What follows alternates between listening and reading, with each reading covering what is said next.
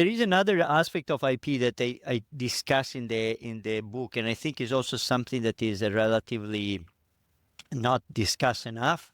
That is this idea that managers should use data in their decision making.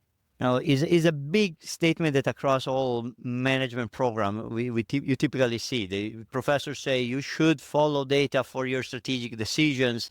And it makes sense. Like, you probably are gonna get a better decision if you have some data to look at compared to just using your intuition and your instinct without even looking at the data. But very often, students and people, which you tell them, they tell you, okay, well, what data do I use? Like, if I'm Microsoft or Amazon, I am a company that has tons of data.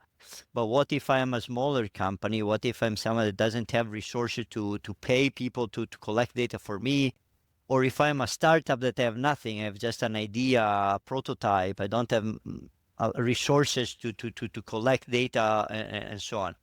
And the point that I make in the book is that patent data are a very useful source of information.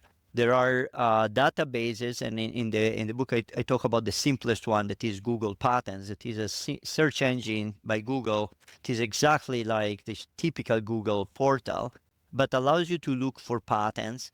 And I provide some example of searches, and it's not is not the level that you would have if you are an expert in patents that want to apply for a patent agent, but it can be very useful information for a small company to do some search and understand who else has technologies that are similar to mine. Are there, are there other firms? Are a lot of firms that operate in this technology area?